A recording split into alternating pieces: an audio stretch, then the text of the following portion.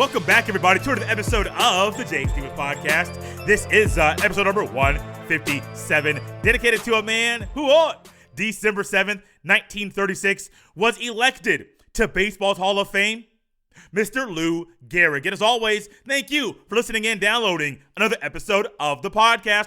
On today's episode, we talk a little bit about the Christmas Day matchups in the NBA. There are a couple players that are part of the Texans football team that got caught for PEDs, and John Wall and Russell Westbrook. They are both on new teams. But first, there is a man by the name of LeVar Ball. Many of you, when you hear his name, you think of something positive, something that he has done that you took in a positive way. Many of you, however, will think of something negative that he has done. Some of you go all the way back. This was probably 2017 at this time, when LeVar Ball was on The Herd with Colin Cowherd, made a few comments there. Christine Leahy behind him made a comment doing her job at the time when she was there with Colin, just making a comment like she did numerous times throughout numerous interviews. LeVar Ball came back, stay in your lane. Christine Leahy came back, had a quick back and forth, and many of you, based off that short little clip that you may have heard, had an idea of how you perceived LeVar Ball based off one short conversation. I'm not telling you how to think or what to do when you hear LeVar Ball's name or when you see him talk. I see him in person, on video, on your phone, on TV, wherever you may see him. I'm not telling you anything. All I am saying is LeVar Ball's belief in his boys, those ball boys, LiAngelo, Lonzo, and LaMelo, his belief in them is something that I love. LeVar Ball has been a man that has been criticized, ridiculed, has been the focus of jokes ever since he found the way to get his face on TV.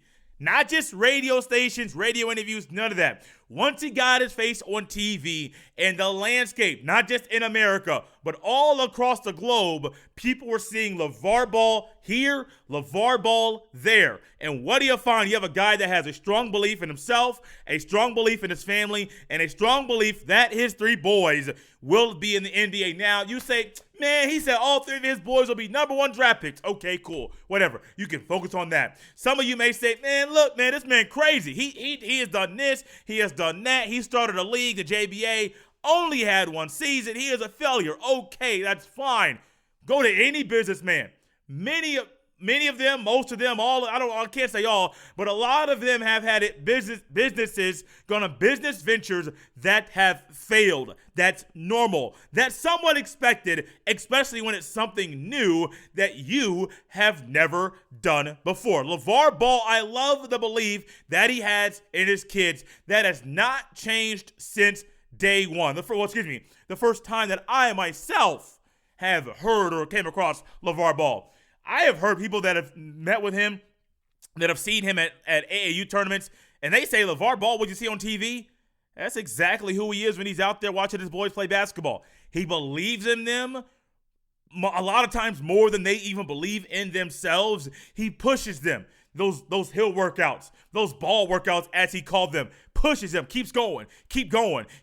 And that's a belief that I believe LeVar Ball has, that it would be amazing if so many people around sports would believe in their own family members, their friends, just like LeVar Ball believes in his young boys as well. Now, the Ball boys are not the first guys or first trio of athletes, of players to play in the NBA. You have the Holidays. You have the Zellers. Now, one of the Zellers hadn't been in the NBA, wasn't in the NBA for very long. He was the worst. I think he was the older one. He was the worst of the three Zeller boys. You have the Plumlees. You have, even though this is not the first trio of brothers that will play on a professional basketball team that'll be tied to a team, because I do believe LiAngelo will play some time in the G League this year. Hey, you're going to find that just because this is a trio, this isn't the first, but they're going to be looked at in a different way because of their dad. And all they got to say is, look, I don't care how you look at me.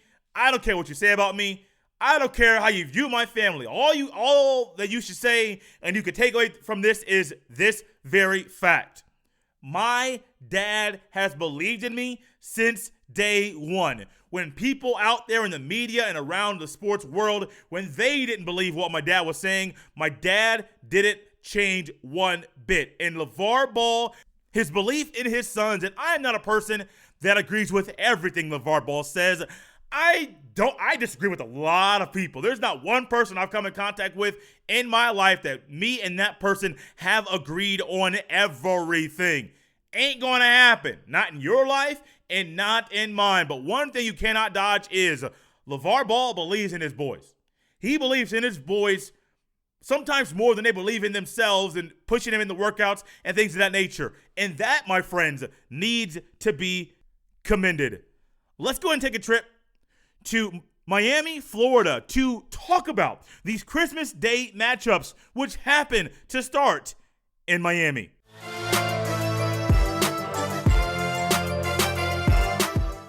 NBA basketball and Christmas, they go hand in hand. Very similar to how NFL football and Thanksgiving, they go hand in hand. If you are like me on Christmas Day, you're going to open some presents.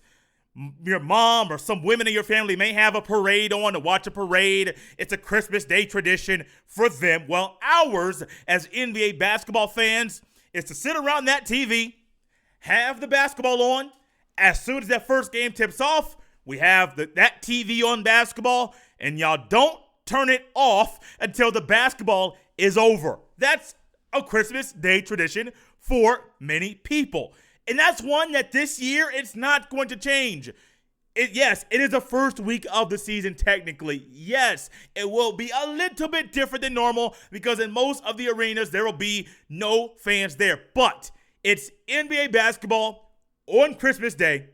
And that is something that is so ingrained in us that we're so used to that if this NBA season did not have basketball on Christmas, it just wouldn't feel right. It wouldn't feel the same. What would you watch on Christmas if the NBA basketball is not there? I don't know, because I know I'm not trying to watch a parade all day. Maybe y'all are, but no, parades don't get it to me. Give me NBA basketball. Give it to me all day long. Myself, you, and other people around the NBA landscape, we, my friends, will be very happy. I recently was talking to my mom, and she was telling us about how on Christmas Day, we are going to eat at the dining room table. Now, many of you may say, the dining room table, Jay, there's nothing wrong with that. What are you getting at? Well, my mom and my dad recently moved to a new house. They downsized. It's just them two now. They're empty nesters. So they wanted to downsize the dining room table. It's right inside the front door to the house. Nice area. I like the house. I really like the house. A lot of space for them. Not too much space. Not too little space. It's just right for what my mom and dad do on a daily basis. So it's perfect for them. So the dining room table is just inside. You walk inside the front door. The dining room table is to your right. And what did my mom decide to tell me the last time I saw her? My mom told me that we're going to eat Christmas dinner at the dining room table. Pause. Time out. Throw the flag. 15-yard penalty. What you don't know that I know is this. In my parents' new house, the dining room, nice, spacious, we can all eat there just fine, but there is no TV. Not one. At all. Now, you can sit at a chair that's at the dining room table, and you can see the TV, but it is a ways away. If you sit at the head of the table, at the part that's by the window, by the front of the house, you can't see the TV. And if you can't see the TV and you want to watch NBA basketball on Christmas, like I said, it's a marriage, it's a connection that goes hand in hand. Yeah, you're going to be highly upset. So what did I do? Politely, gently, in a nice manner, in a nice tone. I wasn't too harsh on my mom, but I said, hey, Ma, that ain't going to happen. That ain't going to happen at all. We ain't sitting at the dining room table when the basketball is on. When the basketball is on, we're going to find our way sitting at a table where we can see the TV without anything impairing our vision. What I didn't know at this time was on Thanksgiving because due to my work schedule, things were tight on Thanksgiving. I had to work, wasn't able to be there with my family on Thanksgiving Day. I went the very next day on that Friday. But what I told my mom, what my mom told me, was that on Thanksgiving, my brother said the same thing. Because my mom wanted to sit at the dining room table and sit around, talk, have a good time, enjoy company. And my brother's like, hey, Mom, no, forget that. There's football on. And when there's the football on, we're going to watch the football. My mom said that jokingly, laughing. I'm thinking, hold on. So Jeremy just said he ain't doing it on Thanksgiving. Why in the world are you coming at Jay and expecting Jay to say yes on Christmas when the basketball will be on TV? I don't know. I can't think like my mama. I wish I could, but guys, Christmas Day basketball, it's almost here. It is December 7th, 2020. The basketball on Christmas Day, as you know, on the 25th, about 2.5 weeks from now, we're going to have the basketball. Well, 3 weeks, about 3 weeks. You're going to have the basketball on Christmas Day. Kick the day off. Pelicans at the Miami Heat. The Pelicans. What do they bring to the table that allows them to be the start or the kickoff of the day? They got a guy by the name of Zion Williamson. What am I looking for Zion to do? Get in shape. Is he a good athlete? Yes, he's a freak of an athlete. But what I want Zion to do? Get in shape. Lose some weight. Get in shape. You can keep all the muscle. Just lose some of that fat. Lose some weight. You do that, buddy? Hey. You can be an all-star. You're probably going to be an all-star, but you can be better than what we saw last year. But hey, at the same time, y'all, it's a rookie. He is expected to play and to have some games, bad games like that. I just don't want this young man to have his career be derailed due to injuries because knee issues, back issues, things that come from carrying too much weight. I don't want that to derail him from playing the basketball as long as he can. They're going to Miami to play the Heat, who are the Eastern Conference champions. Jimmy Butler is there. Pat Riley's up top. Eric Spoelstra's the head man. I would love for Pat Riley to come out from his executive box and to coach the Miami Heat basketball team. Yes, Spoelstra's a good coach, but ain't nobody out there going to tell you that Spo is a better coach than Pat. And that's just me. That's what I would love to see, but I understand why Pat Riley has said his coaching days are over. He's in that executive box doing his thing. That's going to be a good matchup. I got the Heat in that one. I know it's early. I know it's 3 weeks away. Season hasn't started yet. Doesn't matter. I still got the Heat in that one. We'll talk more about these down the road. The week of the NBA, when the NBA season starts, we'll talk more about these very matchups here. The Warriors. First thing that pops out with the Warriors, two things. One, Steph Curry will be back on the court, hopefully the entire season. Another thing, my man Klay Thompson, another injury. He's going to miss another season of playing with his boys. To me, that's going to hurt this team way more than what they think. If Klay comes back in a following year and he plays, how will Klay play? How will he be? I don't know if he'll be the good defender that he was or the defender that he was. I do think he'll have a transformation of his career similar to that of Ray Allen. I don't know if he'll be coming off the bench when he comes back because, the medicine and the doctors that are there, the practices are way better than they used to be even 5 or 10 years ago. I don't know, but with this matchup here, you got the Bucks, Warriors versus Bucks. They just got the guy from Sacramento, the Sacramento Kings, Bogdanovich. I hope I said his name correctly. You pair him with Giannis, the Bucks, a good regular season team. All I heard my entire childhood, Peyton Manning is a good regular season quarterback. He ain't that good in the playoffs. Giannis Antetokounmpo, he's a really good regular season player. The playoffs are a different story.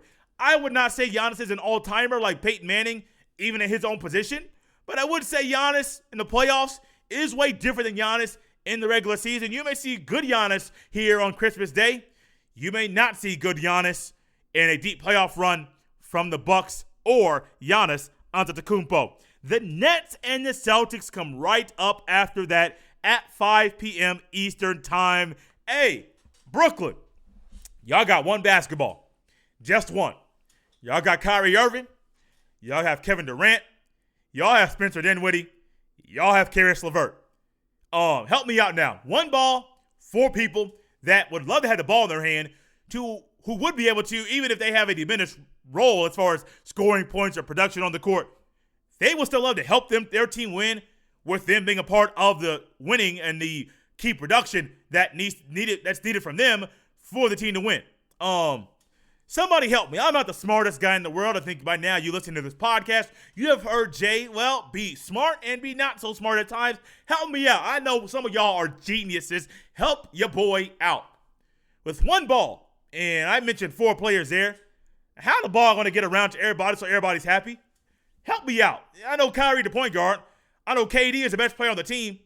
Help me now. Help me, please. I know when I was in church, when I was in college there, went to a Christian school, some of the guys in church, they would say, help me now, preacher, help me now. Like, hey, somebody help me, please. Because I fully want to understand how you're going to have one ball, these 4 guys. I know Steve Nash is the head coach, and he's going to do what's needed to call plays to pass the ball around, but you got Kyrie, and Kyrie loves the ball. They're also playing the Boston Celtics now. Boston lost Gordon Hayward.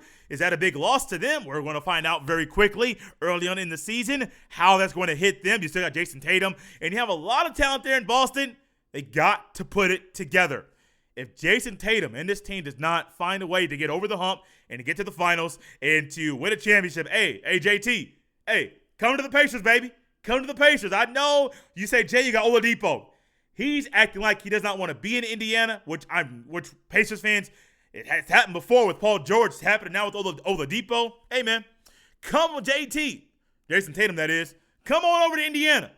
Pacers fans will love you. After that, this is a game that I'm looking forward to, and I know a lot of you will probably be on your second or, not second, not 8 o'clock. You'll be on your third plate by now. You'll be going to be eating seconds on dessert, and you'll be sitting here like, hey, man, I am full. You'll be sitting back in your chair. You know how you get that head nod when you're tired? Your head start nodding back and forth, like somebody is controlling your head like you're a puppet, back and forth. And that's kind of how things are going to be during this game, man, because Mavs and Lakers, I'm here for it. You got LeBron James signing a 2-year extension. You got AD locked up for 5 years. You got Montrezl Harrell right there with LA. You got Jared Dudley signing again with the Lakers. I think he's on a 1-year deal. You're still going to have a lot of talent there in LA, and it looks like I've talked to a Laker fan who's a podcast host, and he is very high on his team, the Lakers, and I am very high on a guy by the name of Luka Doncic. This is a matchup I'm looking forward to. Y'all can have Pelicans and Heat. You can have Warriors and Bucks. You can even love Nets and Celtics or Clippers and Nuggets in the nightcap. This matchup right here, I am looking forward to watching Luka go up against LeBron and push LeBron and make him run up and down the court. And maybe we're going to see that Luka adds a little defense to his game, a little variation to his step back that's already lethal at a young age. Hey, Luka, hey, LeBron. This is my kind of matchup. I'm right here for Christmas basketball NBA basketball, on Christmas Day, which in turn turns into Christmas basketball. Oh, baby, let's go. Get the NBA season started. I'm here for it. I hope you are too.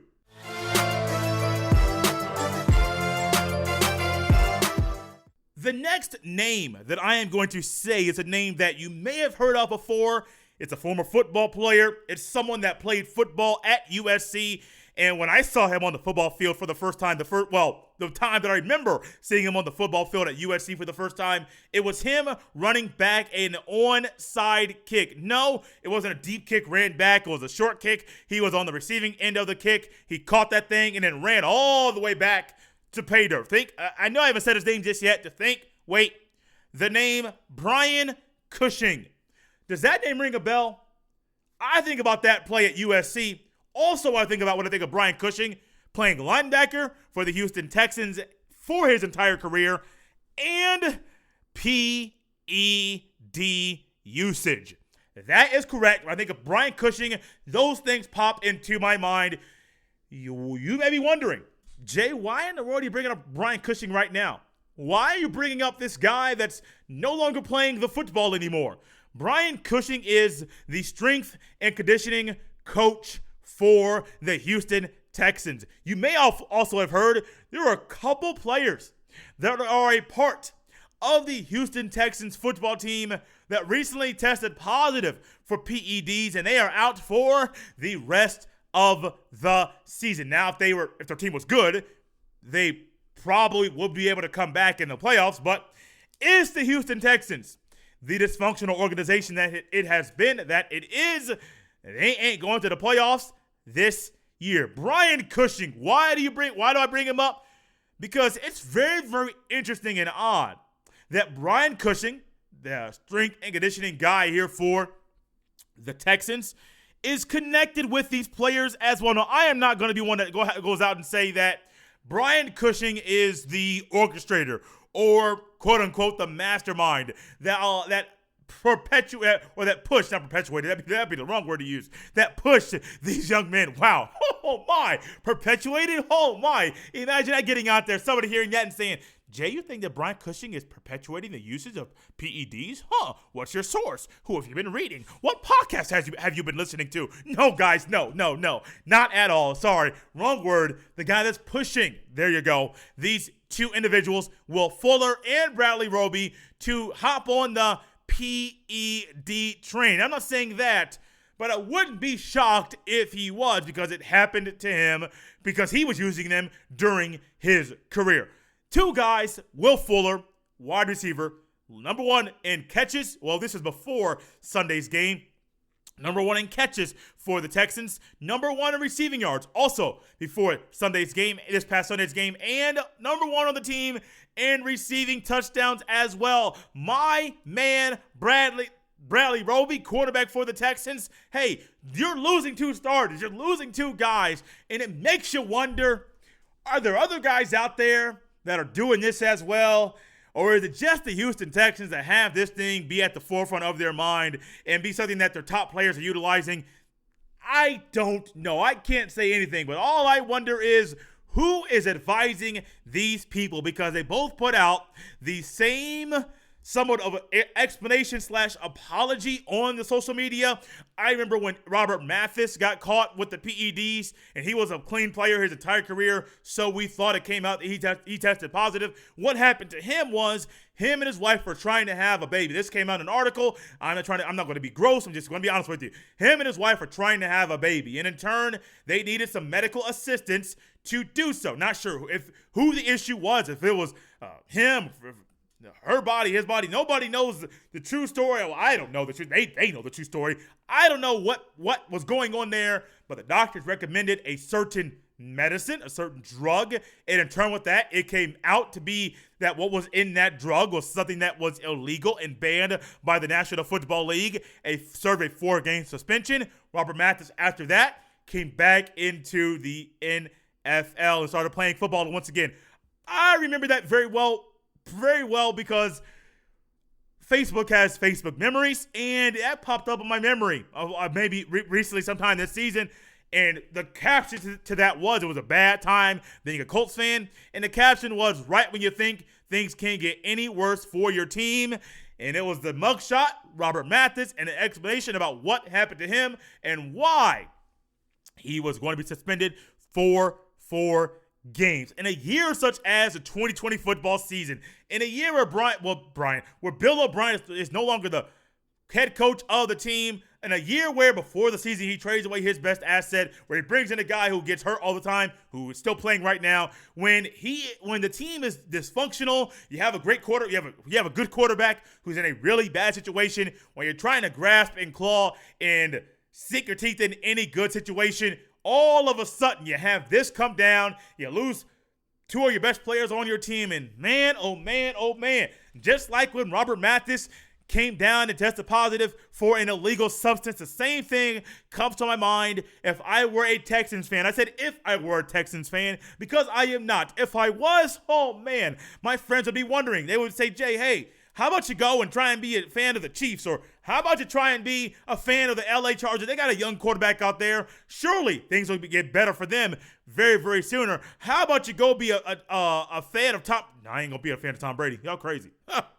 You can't try and do anything. You're gonna have to put some drugs in me, put something in my drink for me to ever in my wildest imagination to ever become a Tom Brady fan. That man tortured me throughout my childhood. Eventually, Peyton Manning got the upper hand, but that man tortured me. I don't want anywhere to be a part of any type of fandom or to be a fan of Tom Brady. Not at all. But being a Texans fan, man, hey, it's got to be tough.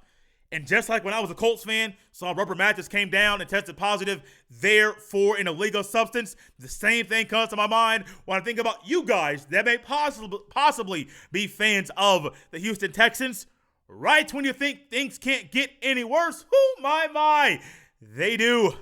With that same thought in mind where things are getting worse, we're going to turn that thing and go take a complete 180. Because there was a trade in the National Basketball Association. It involved John Wall, and it involved a guy by the name of Russell Westbrook. When you think of Russell Westbrook, what do you think of? A guy who is on the decline in production when it comes to what he's done when he is on the basketball court. When you think of John Wall, what do you think? A guy who you love to see play when he's able to play, because he ain't played the basketball in quite a long time. And here I am, sitting back. I don't know what I was doing this time. The trade went down on December 2nd, which was last Wednesday. I was at home. By this time, I was at home relaxing, probably getting ready to record Locked On Buckeyes. And I get a notification on my phone. John Wall, Russell Westbrook. Y'all boys swapping teams, and I'm sitting here thinking, whoa, Houston, what are y'all doing? I know Daryl Morey's gone. I know D'Antoni is gone. I understand that you guys are trying to make a good situation, or make this situation better, and to get on a winning path. I understand all of that. I get it. But Houston, what are you doing? Somebody help me understand this. I'll get to Russ in a second. But you want to bring in DeMarcus Cousins, Boogie as some call him, who has been hurt last year and the year before. So you're bringing in a guy that's injury prone in Boogie Cousins, and a team that, well, you got James Harden and a bunch of guys. That's it. Just a bunch of guys. No true big man. Not someone that I would say that's a true number two to James Harden. Literally, you have James Harden and a bunch of guys. Getting rid of Russell Westbrook, I am all for that move. I don't think that was going to work at all. It didn't work last year. It makes a lot of sense.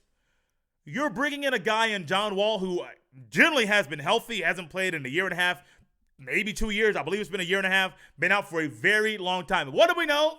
When the guys that have been out from playing the basketball for a long time, I'm hoping this does not happen to John Wall, but hear me out.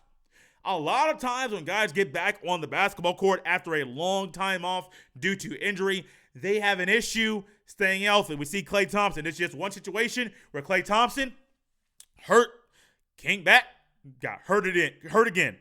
Kevin Durant, same team.